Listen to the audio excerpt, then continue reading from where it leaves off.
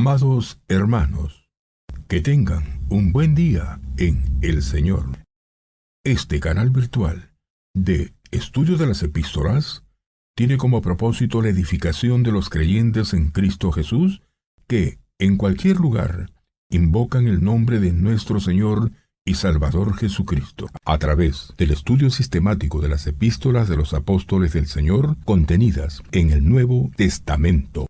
Deseamos compartir contigo las Escrituras tal como dice la carta a los Efesios capítulo 4, verso 12, a fin de perfeccionar a los santos para la obra del ministerio, para la edificación del cuerpo de Cristo. Que el Señor les bendiga ampliamente en este día.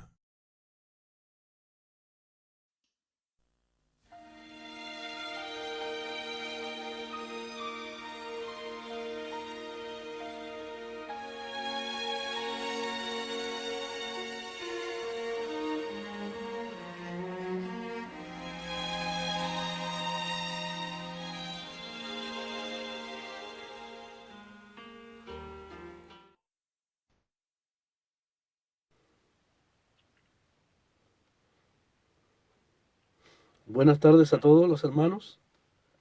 Es un gusto estar nuevamente conectado con el propósito de seguir avanzando en el estudio de esta carta a los filipenses. Les invito a que los que tienen Biblias a mano, dispuestas, abran sus Biblias ahí en el capítulo 3 de Filipenses, capítulo que gracias al Señor ya vamos terminando. Capítulo 3, verso 20 de la carta a los filipenses.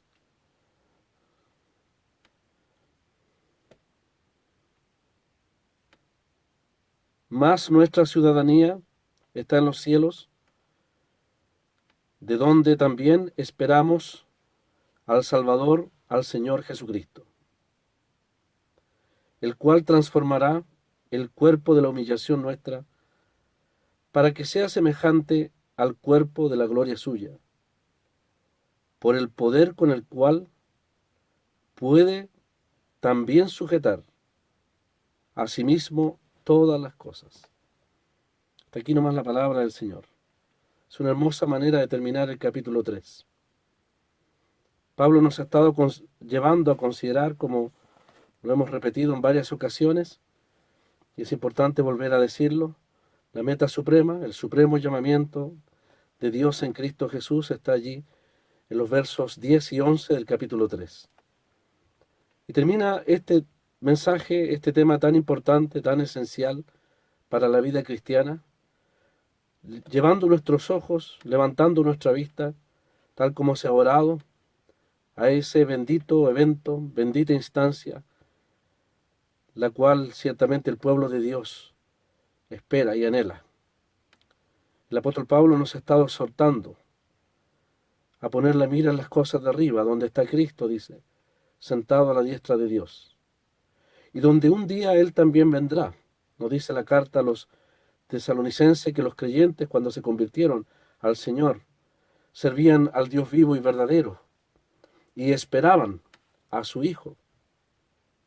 Dice la palabra, a Jesús, su Hijo, el cual nos libra de la ira venidera, de la ira que viene.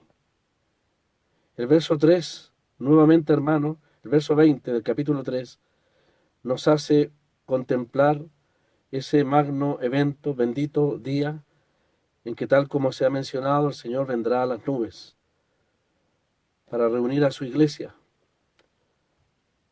tanto los que están con el Señor en espíritu y alma, como aquellos, obviamente todos los creyentes, como también seremos testigos de la resurrección de los cuerpos, de aquellos que dice la palabra duermen en el Señor. Es una alusión a los cuerpos, duermen en el Señor.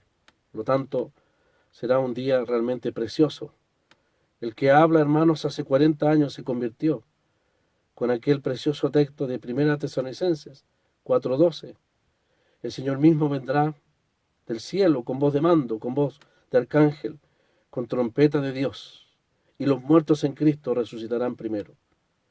Luego nosotros, y es el texto que vamos a ver en esta tarde, alude también al verso 21. Luego nosotros los que vivimos seremos transformados, dice el apóstol, para recibir al Señor en el aire.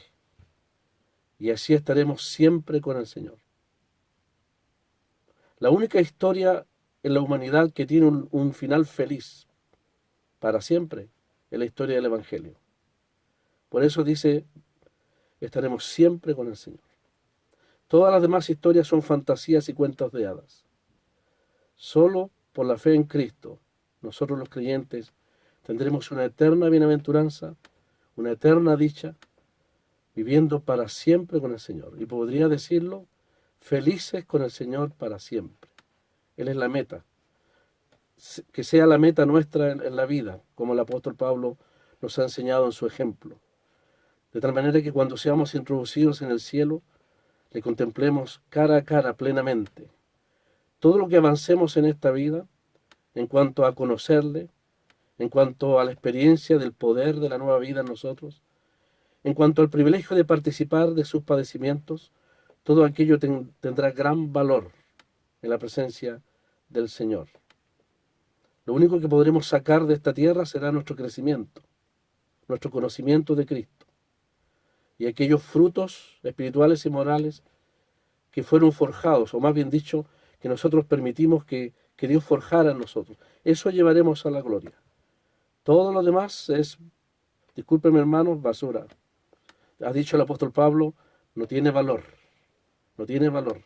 Por eso es que el apóstol nos ha dicho y nos recuerda, hermanos, jóvenes, adultos, dice en el verso 20, nuestra ciudadanía, nuestra política está en los cielos. Nuestra política está en los cielos. Por lo tanto, la mirada debe ser puesta en los asuntos celestiales. Como dijo el Señor a los 12 años, en los negocios de mi Padre me es necesario estar. En los asuntos de aquello que tiene valor para Dios. Las causas de este mundo, todas fracasarán y se perderán en el polvo del pasado. Pero en la causa del Evangelio, el ser hechos, el haber sido llamados mediante el Evangelio para ser parte del pueblo de Dios y conocer al Señor, dar testimonio de Él, de su bendito mensaje, es la causa más grande que el creyente puede involucrarse. Pero como recordábamos, hermanos, del sábado pasado, usando el ejemplo de los peregrinos como Abraham, Sara, Isaac, Jacob, la vida nos presenta tentaciones y peligros. De tal manera que la visión de la ciudad celestial puede perderse a la vista si tan solo nosotros nos dejamos atrapar por los engaños de este mundo. Hay una Ur de los Caldeos de la cual salimos que nos pide volver a ella, a la vieja vida. Hay una Harán de la prosperidad, lo dijimos. Hay un Egipto del poder, de la fama y de la vanagloria. Y lamentablemente hay una Sodoma y Gomorra del pecado, de la inmundicia, de la fornicación, de la inmoralidad. Trampas que el enemigo y que el mundo pone en los caminos del peregrino. Abraham y Sara miraban, dice la palabra, la ciudad celestial. Por la fe la miraban, es decir, ejercían la fe en las promesas de Dios. La contemplaban y la saludaban, es decir, se abrazaban a ellas. De tal manera que cumplieron lo que es una descripción de la fe ahí en Hebreos 11. La fe es la certeza de lo que se espera. Es decir, en la certeza de lo futuro se trae al gozo del presente. De tal manera que el apóstol, cuando nos dice nuestra ciudadanía está en los cielos, hermanos, no está pensando tanto en el hecho de que un día realmente estaremos allí, y es un motivo de gozo y de alegría para el creyente, un motivo de ánimo para el creyente. El apóstol ha dicho que nuestra ciudadanía ahora está en los cielos. Somos una colonia del cielo en la tierra. Hemos sido llamados a ser extranjeros y peregrinos. Por lo tanto, obedecemos las leyes del reino celestial y obedecemos las leyes de este mundo también, por cuanto entendemos que la soberanía de Dios es la que pone a los hombres en eminencia. Los peregrinos y los extranjeros no nos involucramos en los asuntos de este mundo. Aunque vivimos en este mundo y somos afectados por las situaciones de este mundo. Pero no debemos caer en la trampa, vuelvo a decir, de ser entrampados en las luchas estériles y sin propósito, banales, que quedarán sepultadas en la historia del pasado. Como peregrinos vamos hacia adelante, como Abraham y Sara, venciendo y pasando a través de distintas sociedades, hasta llegar a la ciudad celestial, la Jerusalén celestial. La palabra de Dios dice que Dios les ha preparado una ciudad, cuyo arquitecto y constructor es Dios. Todas las demás sociedades se derrumbarán como un castillo de naipe, pero los fundamentos de la ciudad celestial no serán erosionados con el tiempo, ni por el pecado. Es la morada de todos los redimidos. Y nosotros realmente nos emocionamos, y ojalá que podamos ser como el apóstol Pablo describe aquí. Esperamos, dice, si nuestra ciudadanía está en los cielos, esperamos de puntillas, como lo describíamos, como Zaqueo tratando de ver al Señor por sobre la multitud, no importándole la multitud, porque en ese momento lo único que aspiraba a su alma era ver al Salvador. Así nosotros, en la expectativa de la venida del Señor, debemos dejar todos los demás a un lado. Las demás cosas pierden valor o prioridad frente al hecho de la venida gloriosa del Señor por su pueblo. Dios ha preparado una ciudad para los peregrinos. Y dice la palabra que Dios no se avergüenza de llamarse Dios de ellos, Dios de Abraham, Dios de Isaac y Dios de Jacob, porque les ha preparado una ciudad. Ningún peregrino se decepcionará cuando entre en la gloria. Ninguno podrá decir, todo lo dejé atrás por esto. En absoluto. Será un motivo inmenso, un gozo tremendo. Como el apóstol Pablo lo dijo, haber considerado todo como basura hacia atrás por la excelencia y el conocimiento de Cristo. Y sin lugar a dudas será una experiencia maravillosa para los patriarcas y para nosotros también, cuando entremos en aquella ciudad y ver que valió la pena haberlo dejado todo, haber dado la importancia al Señor. En relación, poner en la pesa la Jerusalén celestial a la sociedad de este mundo valió la pena. Dios no se avergüenza de llamarse Dios de ellos, porque les ha preparado una ciudad, en la cual ciertamente ellos entrarán y gozarán plenamente de la presencia de Dios.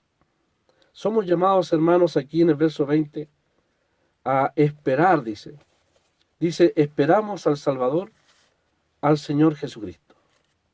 De tal manera que el apóstol está usando esos preciosos títulos cuando dice que el Señor en primer lugar vendrá desde los cielos, desde la gloria misma, desde la presencia misma del Padre. Allí el Señor vendrá para sacarnos de este sistema, de este mundo, para salvarnos ciertamente. Ya somos salvos, estamos siendo salvos por el poder de Dios, del poder del pecado, del poder de Satanás y también de nuestra propia carne, la medida que nosotros nos sujetemos a la palabra del Señor. Pero un día seremos salvos de la presencia del pecado y de este mismo mundo.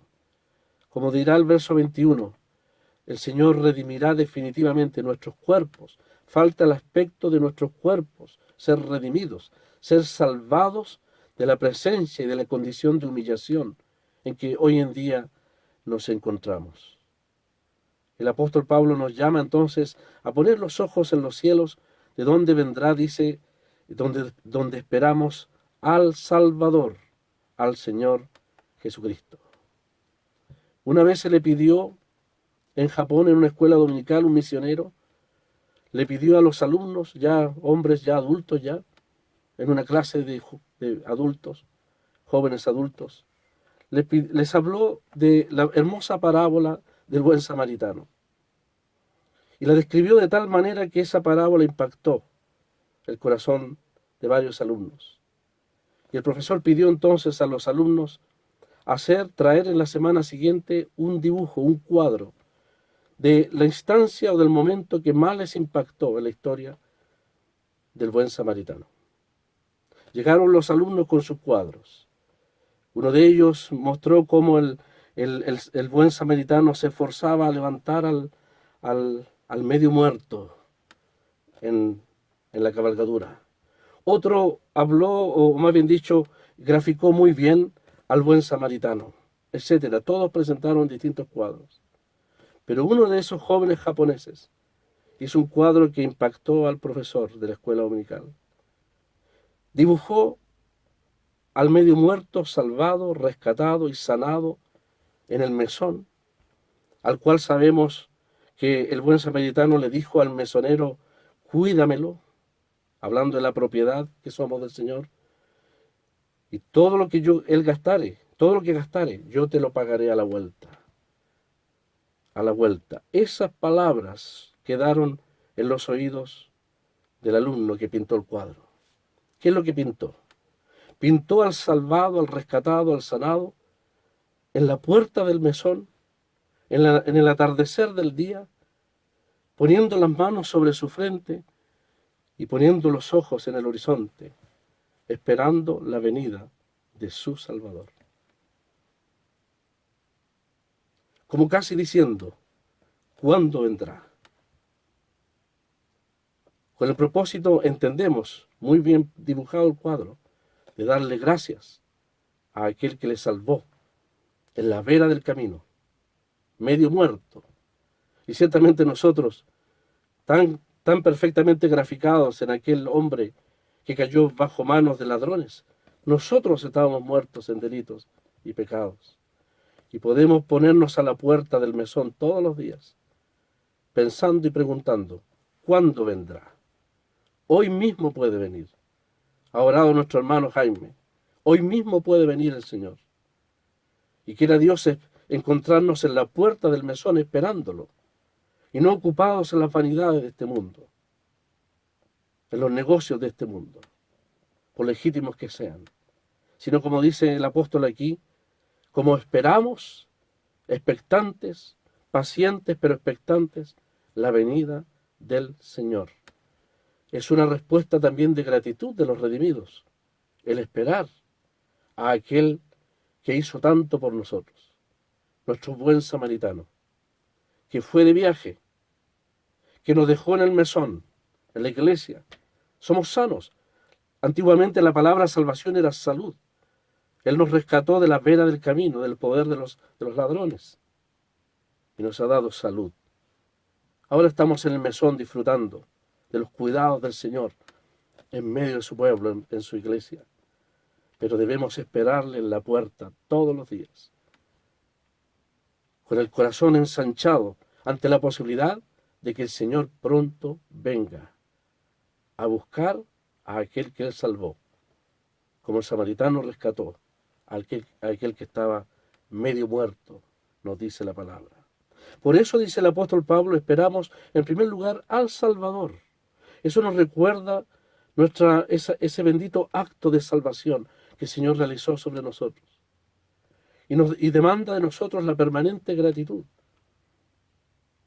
Es una pena que por tantos meses no podamos dar gracias a aquel que es nuestro Salvador en un acto tan solemne como es la cena del Señor. El Señor lo sabe, Dios lo sabe. El Señor ha sido privado de mucha adoración, de mucho reconocimiento y devoción a través de la cena. Pero de alguna manera Él se glorifica también en los suyos. El Salvador dice, y el Señor Jesucristo. Todo salvado, rescatado, necesariamente debe reconocer los derechos del Señor, de su Salvador sobre sus vidas. De tal manera entonces que el apóstol nos ha llevado a pensar, hermanos, en eso que el apóstol Pablo le llama la bendita esperanza, la bienaventurada esperanza y la manifestación gloriosa de nuestro gran Dios y Salvador Jesucristo. Cuando Pablo nos introduce ahí en el verso 21, además agrega la manera gloriosa, impresionante, en que ese evento se traducirá a favor de nosotros. Dice el verso 21, Él transformará el cuerpo de la humillación nuestra para que sea semejante al cuerpo de la gloria suya, por el poder con el cual puede también sujetar a sí mismo todas las cosas.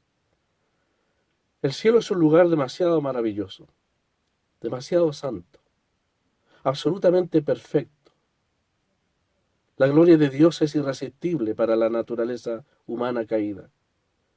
De tal manera que el Señor, para introducirnos en los cielos, en esa gloria en la cual el Señor va a llevar a su amada, a su esposa, es necesario que nos transforme, que nos capacite. Ya nos ha salvado, espiritualmente hablando. Ha vivificado nuestras almas, nuestros espíritus. Estábamos muertos en delitos y pecados. Fuimos renacidos. Nuestras almas, sobre ellas pesaban la pesada carga de nuestras culpas delante de Dios. Y Él nos justificó por su obra, por su sangre. Falta que el cuerpo sea habilitado, preparado para el ambiente de la gloria en la cual el Señor en estos momentos está. Él tiene un cuerpo de gloria. Él tuvo un cuerpo de humillación, sin pecado, incorruptible, así lo creemos. La tumba y la corrupción de la muerte no pudo atrapar el cuerpo del Señor. Él resucitó, Él no podía morir, Él murió por nosotros. Sueltos los dolores de la muerte, dice, Él resucitó. Pero ese cuerpo, que fue para Él una humillación, al tomar forma de siervo y estar en la condición de hombre, nos dice la palabra, una condición de humillación, ahora es un cuerpo de gloria. Dios le dio gloria, así dice la palabra. Pedro dice, Dios le ha dado gloria. La carta a los Hebreos en el capítulo 2 dice que Él fue coronado, es coronado de gloria y de honra. Por lo tanto, nuestro bendito Salvador tiene un cuerpo glorificado en los cielos, un cuerpo apto para aquella gloria. Es un misterio tan grande. Es una muestra de la infinita gracia del Señor, de haber tomado un cuerpo humano semejante al nuestro, haber resucitado, tener un cuerpo glorificado, haber asumido una humanidad para toda la eternidad. El Verbo de Dios vino del cielo, fue hecho carne, nos dice Juan, tomó una naturaleza humana. En esa carne Él se ofreció en la cruz, carne y sangre, para redimirnos. Pero al resucitar, asumió, Dios le dio, sin lugar a dudas, una humanidad glorificada. Aún así el Señor es el hombre en los cielos eternamente. Jamás podremos dimensionar aquello. Jamás podremos apreciar la grandeza de esa identificación con el Hijo de Dios, del Hijo de Dios, del Verbo eterno, con nuestra propia humanidad, para siempre. Por lo tanto, la palabra de Dios cuando nos dice, Él transformará el cuerpo de la humillación nuestra, quiere decir entonces que debe haber necesariamente un ejercicio del poder de Dios para habilitarnos, hermanos, plenamente para aquel día cuando seamos introducidos en la gloria.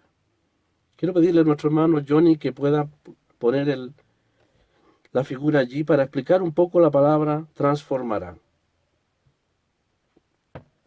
Dice el verso 21 entonces que el Señor transformará el cuerpo de la humillación nuestra. Y la palabra que usa ahí el apóstol Pablo es una palabra muy especial, tiene que ver con un cambio de apariencia externa, podríamos llamarle, hermanos, es un cambio de la condición de nuestro cuerpo, de humillación a un cambio de una condición de glorificación.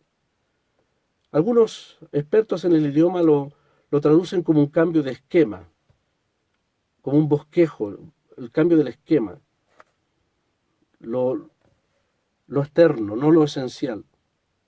Eso es lo que va a suceder con nuestro cuerpo. El cuerpo que tenemos ahora es un cuerpo de humillación y será cambiado para que sea semejante al cuerpo de la gloria suya, nos dice allí la palabra. Ahí tenemos la palabra metamorfosis. Yo creo que desde niño se nos enseñó aquello. He puesto ese dibujo para expresar que eso no va a ser lo que va a suceder con nuestro cuerpo. De gusano a mariposa no es lo que el apóstol Pablo está expresando aquí. No es una metamorfosis. No es que nuestro cuerpo va a cambiar en su naturaleza, en su esencia, en su forma, en su esquema. Vamos a poner la otra figura que creo que debiera graficar la palabra que presenta aquí el apóstol Pablo. Dice el cual transformará el cuerpo de la humillación nuestra. Ahí tenemos, hermanos, dos casas. La verdad es que hubiésemos querido que fuese la misma, pero le invito a considerar que esas dos casas son la misma. Una, por supuesto, arruinada, absolutamente arruinada. Es lo que podríamos llamar el cuerpo de la humillación nuestra. Pero la otra es una casa transformada. No es una metamorfosis. No ha cambiado el diseño. Ha cambiado la condición externa en que esa casa se encuentra. Lo que quiero decir, o lo que más bien dicho la palabra nos quiere expresar, es que para Dios el cuerpo es algo muy importante, muy importante. Cuando el Señor venga y nos lleve a su presencia, ya sea nos transforme, como dice Apocalipsis 1 Tesalonicenses 4, cuando experimentemos nuestra transformación, cuando los cuerpos de los creyentes que han partido resuciten, lo que va a pasar, lo que va a cambiar es la condición de sus cuerpos, pero el diseño es el mismo. El diseño es el mismo. Lo esencial no cambia. La condición sí cambia. De tal manera, hermanos, que así como Pablo dice a los tesalonicenses, vosotros sois mi gloria en aquel día, dice, y otros pasajes de la palabra de Dios demuestran claramente que las características principales de cómo el Señor nos formó, nos creó, permanecerán por toda la eternidad. La diferencia es la condición en que el Señor va a cambiar o transformar nuestros cuerpos. Por eso muy bien se ha dicho que es un cambio de esquema, es un cambio de forma, es un cambio de condición. Es lo que el Señor establece en su palabra. Vamos a cambiar la imagen, por favor. Puedes sacarla. Hay muchos diseños de casa. Yo no sé si hay un arquitecto o un constructor entre los hermanos que pudiese ayudarnos. Pero yo sé que hay modelos mediterráneos, modelos New Jersey, modelos mexicanos, modelos coloniales. Por ejemplo, el local de Rancagua tiene un modelo colonial. Eso podríamos representarlo como mi cuerpo. Una casa colonial puede arruinarse, puede ser de barro y de tejas, es un modelo colonial. Arruinada, normalmente el tiempo la arruina y la destruye. Cuando Dios transforme nuestros cuerpos, va a tomar el mismo diseño que creó en nosotros, que trajimos a este mundo. Como dice el Salmo, ¿no es cierto? Mi embrión vieron tus ojos. Fui formado en el vientre de mi madre. David dice, todas las cosas escritas en el libro están allí y son maravillosas. Claro, David no conocía el ADN, lo sabemos. Pero cuando describe el desarrollo embrionario, creo que es el Salmo 139, describe la manera maravillosa cómo se gesta la vida desde la concepción y cómo cada cosa escrita de tus labios, de tus ojos, el color de tus ojos, tu pie, tus pies, tu estatura, tu forma, heredada también de tus padres, las características generales, ¿no es cierto?, de tu cuerpo, manos y pies, cabeza, etcétera. Lo esencial de tu humanidad estaba allí, dice el Salmo 139. Dios lo hizo así. Y es una maravilla realmente para la ciencia hoy en día haber llegado, haberse atrevido, los hombres se atrevieron, y Dios les concedió eso, poder describir lo que los científicos llaman el genoma humano. Mi embrión vieron tus ojos. No fue encubierto de ti mi cuerpo, dice. Bien que en oculto fui formado y entretejido en lo más profundo de la tierra. Mi embrión vieron tus ojos y en tu libro, ahí está la información de todas las características de mi cuerpo y de tu cuerpo, hermano, estaban escritas todas aquellas cosas que fueron luego formadas, sin faltar una de ellas. Cuán preciosas me son, oh Dios, tus pensamientos, cuán grande la suma de ellos. David adora a Dios por la manera maravillosa en que Él le gestó en el vientre de su madre. Pues hermanos, ese diseño que Dios puso en David lo va a mantener en la eternidad, pero glorificado. El diseño que hizo de mí, de mis apreciadas hermanas que estoy mirando, o mis hermanos, será el mismo. Claro, hay preguntas, muchas preguntas respecto a si van a haber hombres o mujeres. Sabemos que todos seremos hechos, como dice aquí, semejantes, conformados al cuerpo de la gloria suya. Sabemos que hay cambios de formato, de esquema, externos, todo lo que es sexualidad, todo lo que es los aspectos cambiantes de la naturaleza humana van a ser transformados. Entendemos que no van a haber hombres y mujeres, así lo entendemos. Todo lo que es la sexualidad humana es un asunto de la tierra. Vamos a ser hechos semejantes al cuerpo de la gloria suya. Pero la palabra de Dios aquí nos describe que nos vamos a conocer los unos con los otros. El Señor Jesús, cuando resucitó de entre los muertos, fue claramente conocido por sus discípulos.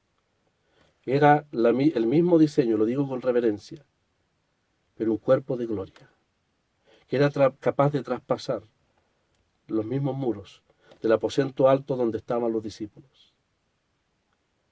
El Señor era tocable, Él comió ese día, etcétera. Características propias del cuerpo de gloria que también nosotros tendremos en la presencia del Señor. Hermanos, es una maravilla que Dios va a mantener nuestro diseño esencial. Vamos a ser hombres transformados a la imagen, al cuerpo de gloria del Señor. Seguramente los más viejos, como muchos de nosotros, vamos a ser transformados a la juventud del Señor. Seguramente los más jóvenes, los jovencitos que están conectados, van a ser transformados a la madurez del Señor, el modelo perfecto. No vamos a hacer, con reverencia, entre paréntesis lo digo, no vamos a hacer un clon del Señor, lo digo con mucha reverencia. La identidad del creyente rescatado en la tierra, de su persona y de su cuerpo, no se va a perder en la eternidad. El Señor rescató nuestro espíritu, nuestra alma, y rescató nuestro cuerpo. El mismo que creó y puso cada información genética de mi cuerpo, ese cuerpo, aunque en pecado y en humillación, Dios lo va a rescatar y lo va a transformar. Porque Él nos conoce completamente. Entendemos que el hombre es espíritu, alma y cuerpo. El todo de nuestro ser el Señor rescató. Es su propiedad, somos de Él, espíritu, alma y cuerpo.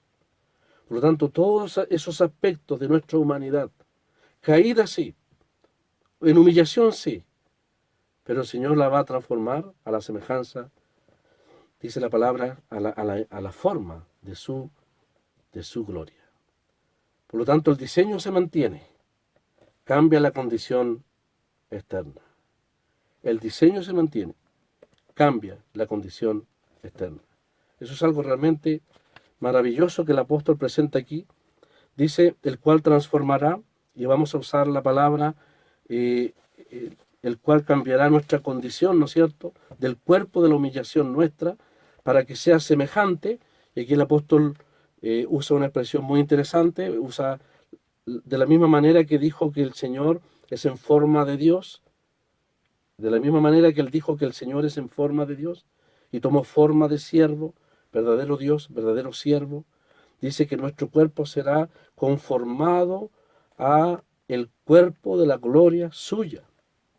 Eso es algo impresionante.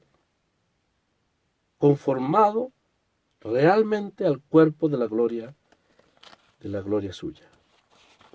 No sé qué más podría definir aquello. Pero si vamos a 1 Corintios 15, solamente lo voy a mencionar.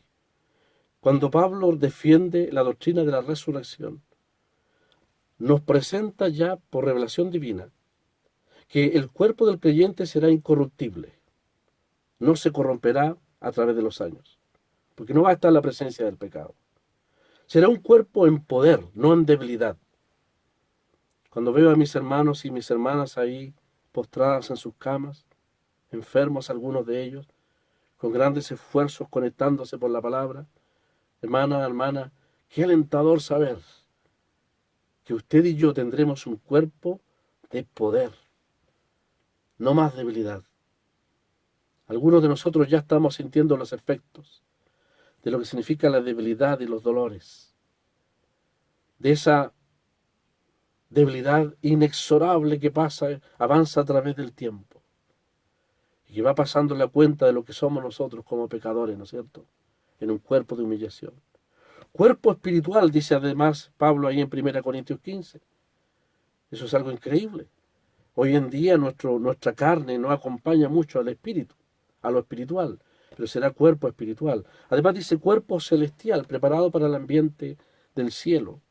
Cuerpo inmortal, y también podemos decir, como dice aquí el apóstol en este verso, un cuerpo también de gloria. Por eso dice que será conformado al cuerpo de la gloria suya, por el poder con el cual puede también sujetar a sí mismo todas las cosas. Pablo va de misterio en misterio, de grandeza en grandeza. En primer lugar nos describe el ámbito maravilloso de gloria que nos espera cuando el Señor venga. En segundo lugar nos describe la manera en que experimentaremos estos cuerpos gloriosos, transformados, semejantes al del Señor. La carta a los Romanos dice que vamos a ser conformados a la imagen del Hijo de Dios, moral y espiritualmente hablando. Esa es la transformación moral y espiritual que anhelamos, ser como el Señor. Pero también nuestros cuerpos acompañarán a esa transformación espiritual, cuando el apóstol dice aquí que también serán conformados al cuerpo de la gloria del Señor. Así que espíritu, alma y cuerpo estarán completamente aptos en el ambiente de gloria cuando el Señor venga. Qué dicha más grande será, hermanos. Qué bienaventuranza más grande sentirnos, a experimentar por primera vez y por toda la eternidad un cuerpo que en vez de ser y lo digo con mucho respeto, un lastre en nuestro servicio a veces, un impedimento, a veces una tentación en muchos aspectos, va a ser un cuerpo que nos va a acompañar en el conocimiento, en la adoración y en el servicio que el Señor tenga preparado para las eternas edades hacia el futuro, que nosotros no dimensionamos hoy en día, pero ante las cuales el Señor ciertamente nos va a introducir. Aunque Pablo no sabe nada de física, sabemos que la Biblia nunca se contradijo con la ciencia. Ya antes de Colón sabíamos que la Tierra era redonda. Antes de los descubrimientos sabíamos, la Biblia hablaba del ciclo hidrográfico, ¿no es cierto? Las nubes van tras la lluvia, etc. Y aunque Pablo poco sabe de los átomos, el Espíritu Santo sí lo sabe. Por eso dice que el mismo poder con que sujeta todas las cosas del universo es el poder que actuará en aquel día cuando Él venga a buscarnos desde el cielo. Si todo el universo está cohesionado por el poder del Señor, ¿habrá algo aquí en la tierra que lo impedirá? ¿Será la muerte? ¿Será la lápida de mármol la que impedirá la resurrección del cuerpo del creyente? ¿Será el poder satánico que se opondrá cuando nosotros pasemos y lleguemos a las nubes para ver al Señor y todos los redimidos desde ahí juntos en el aire iniciaremos la entrada a la gloria con el Señor? ¿Habrá algún poder en el ámbito espiritual que se oponga a este poder tan grande, dice la palabra, a la energía con la cual puede, dice, sujetar, dice, a sí mismo todas las cosas?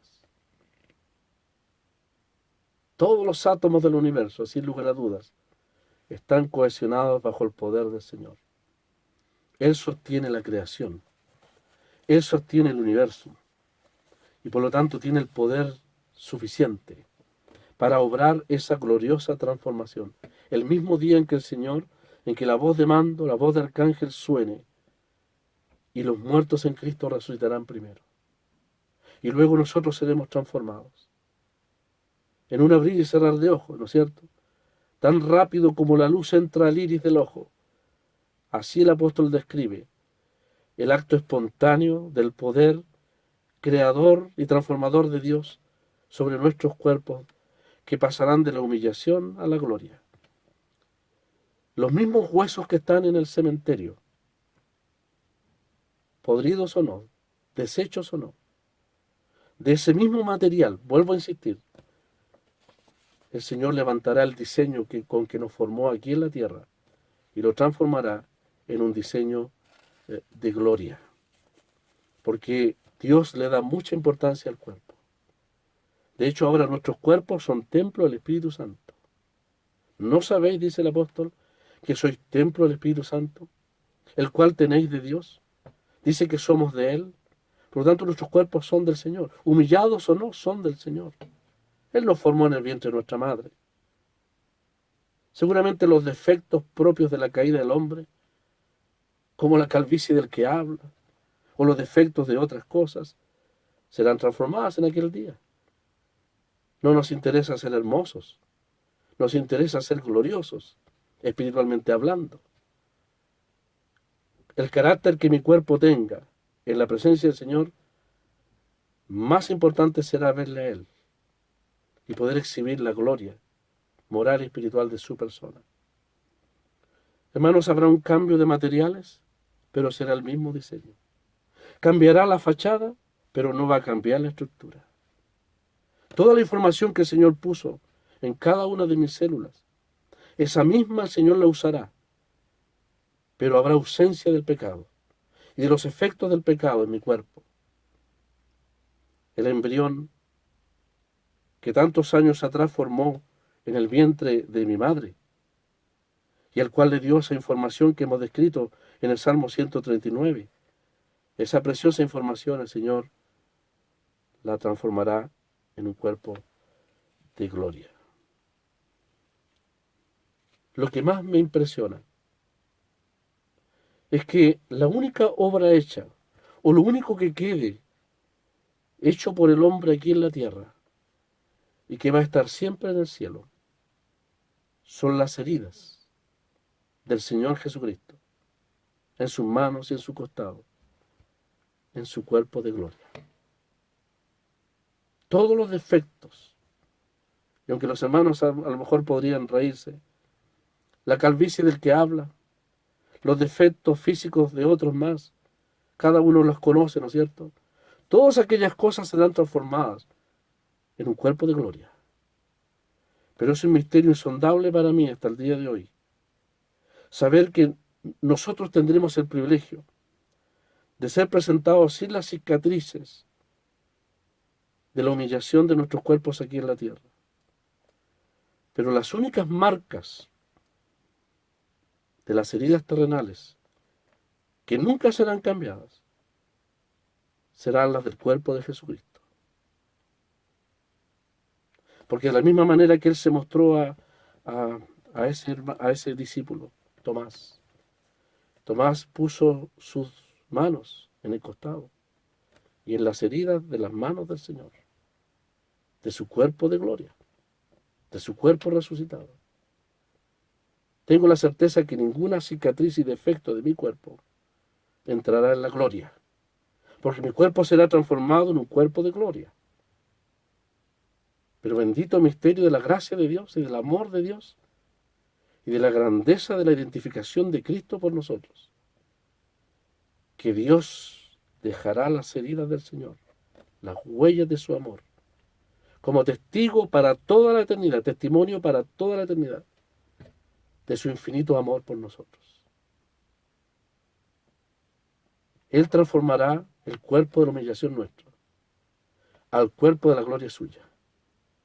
Pero se reserva al Señor las marcas de sus heridas, que fueron la expresión de su amor profundo y eterno por nosotros, manifestado en la cruz del Calvario.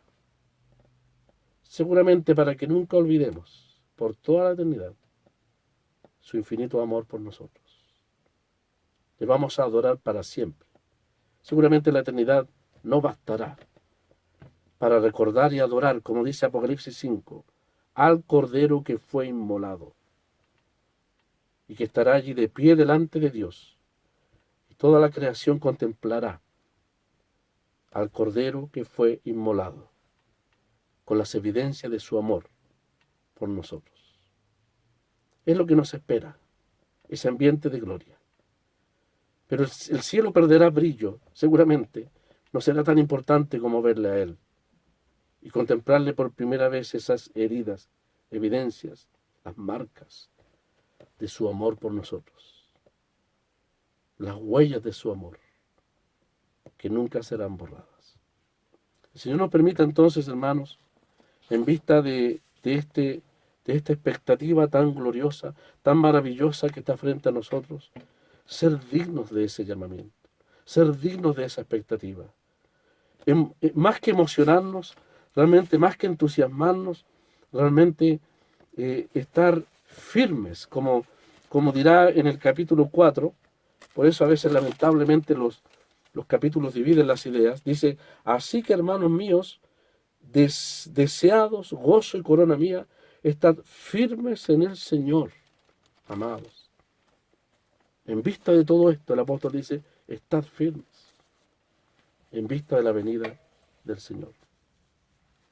Comentábamos con los hermanos del sur que la expectativa de la venida del Señor por lo menos debiera llevarnos a considerar 5 cosas.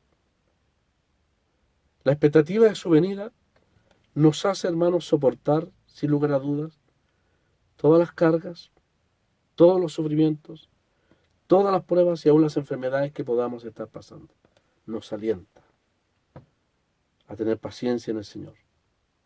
En segundo lugar, la expectativa de su venida nos debiera hacer subestimar todas las riquezas, los asuntos terrenales y los atractivos de este mundo. Como los patriarcas, menospreciar lo terrenal, subestimarlo para apreciar lo celestial. Vamos a la ciudad celestial, peregrinos y extranjeros. No nos desviemos ni a diestra ni a siniestra. Pongamos la expectativa puesta en aquel día. Si sabemos que el Señor viene, eso debiera hacernos también conscientes de redimir nuestro tiempo. Pedro en realidad dice, basta ya de haber consagrado el tiempo a las cosas de esta carne, de este mundo. Debemos redimir el tiempo, sabiendo que queda poco tiempo para hacer cosas de valor, que edifiquen, que tengan repercusión eterna. En cuarto lugar, la expectativa de la venida del Señor debiera también consolarnos. A todos quienes hemos visto partir padres, madres, hermanos, hermanas, en la fe, y familiares directos en la fe, nos consuela saber que pronto les veremos. No serán otras personas. El mismo diseño, pero en gloria. Usted verá a su padre, si es creyente. Verá a su madre, a su hijo, a su hija. Le verá conformado a la gloria del Señor. Su cuerpo conformado a la gloria del Señor. ¡Qué consolador! ¡Qué consolador será en aquel día! Vernos los unos a los otros, después de haber visto al Señor, por supuesto. La expectativa de la venida del Señor nos debe hacer conscientes también de que así como Él viene y nos introduce en la gloria, ciertamente vamos a tener que enfrentar el tribunal de Cristo. Por eso Pablo dice, en ese temor vivo yo, conociendo el temor del Señor, persuadimos a los hombres cuando se trata de predicar el Evangelio. Así que Pablo vivía en el temor del Señor, en la gloria de la expectativa, pero también en el temor del Señor, temor reverente, por supuesto, de estar frente a Él en el día del gran examen. También la expectativa de la venida del Señor nos recuerda, hermanos, el día glorioso cuando efectivamente, como dice Apocalipsis 19, se lleven a cabo las bodas del Cordero, y donde realmente la iglesia será unida eternamente al Señor. Eternamente al Señor. Nos esperan el gran evento de las bodas del Cordero. Acordémonos entonces del alumno japonés, que cuando hizo el cuadro, se puso en la puerta del mesón, mirando a su Salvador, esperándolo, y preguntando cuándo vendrá. Cuando Él venga, seguramente nos echaremos a sus pies. La iglesia completa adorará al Señor. Hermanos, levantemos nuestra vista. Señor, nos ayude a poner la mira en las cosas de arriba, porque nuestra ciudadanía, nuestra política, todos los asuntos importantes de lo celestial está en los cielos, de donde esperamos al Salvador, al Señor Jesucristo. Él transformará, Él cambiará nuestra condición de humillación a una condición de gloria, con el poder con el cual también puede sujetar a sí mismo todas las cosas. El mismo poder que nos vivificó cuando estábamos muertos en delitos y pecados. El mismo poder que nos sostiene y ante el cual Pablo tiene como meta conocer el poder de su resurrección.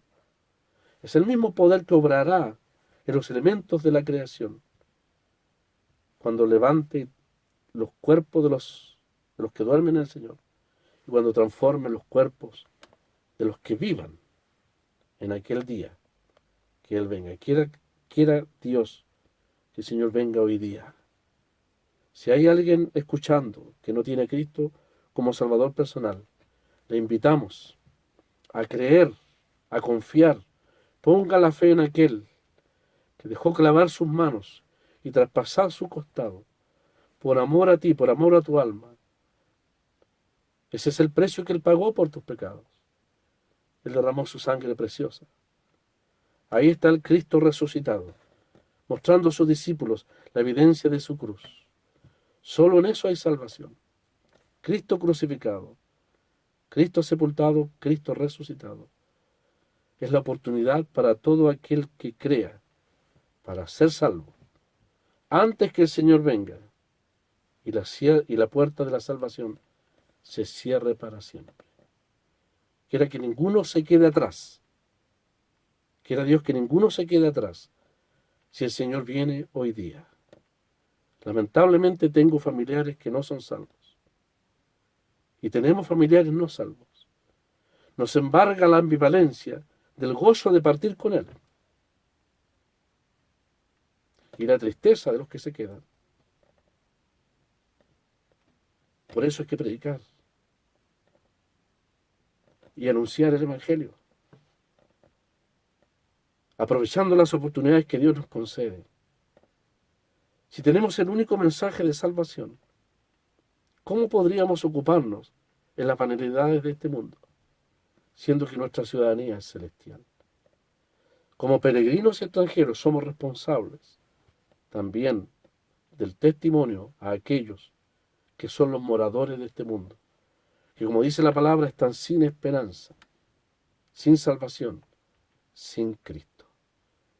Gloria para nosotros, dicha eterna para nosotros. Perdición, dice aquí, para los que piensan en lo terrenal, dice el verso 19.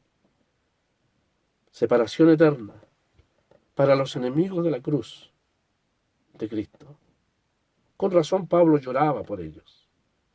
Porque cuando comparamos las glorias que nos esperan y las miserias y sufrimientos que esperan al perdido, son razones para llorar por los que se pierden.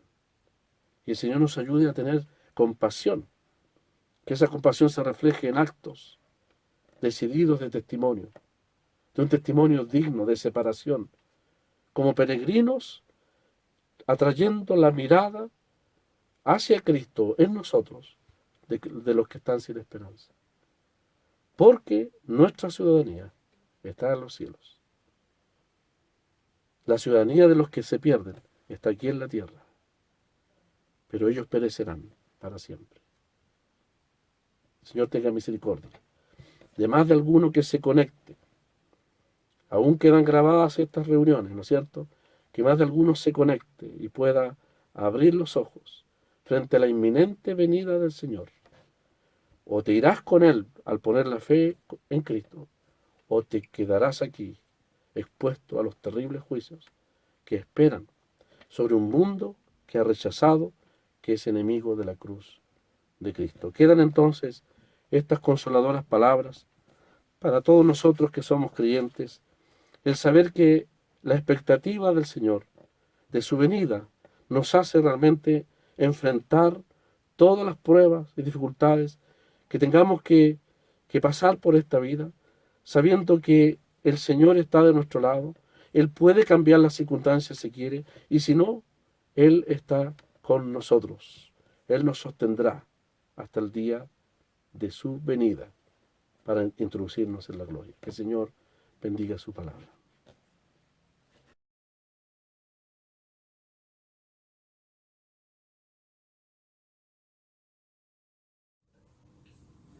Pronto Jesús de los cielos vendrá, dulces pensarlo y gran gozo nos da. Transformarános su rostro al ver, esta es la meta al fin del correr, nos cambiará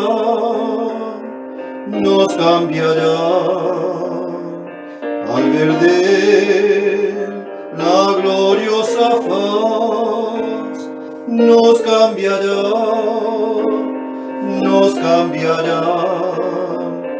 al ver de él la faz.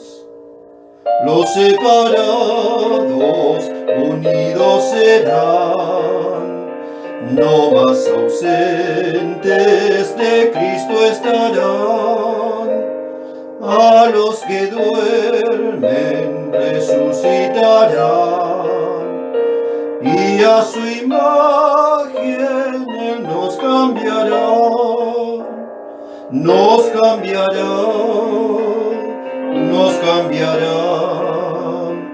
al ver de él la gloriosa faz, nos cambiará,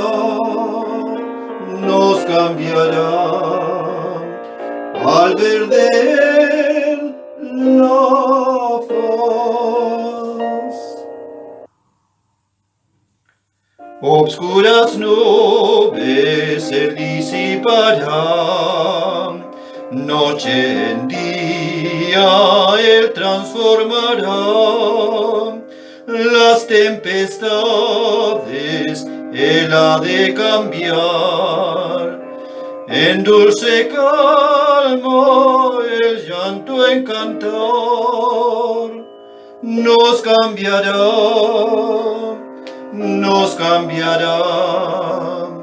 al ver de él la gloriosa faz, nos cambiará,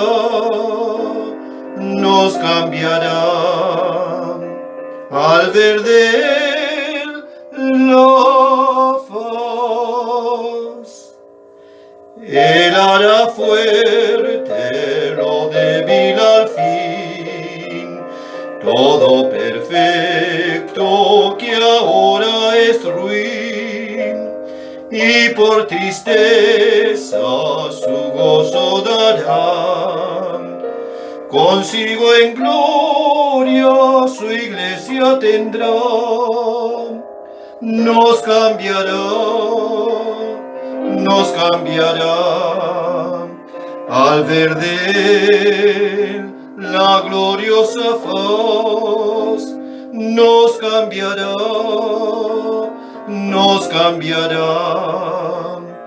al ver de él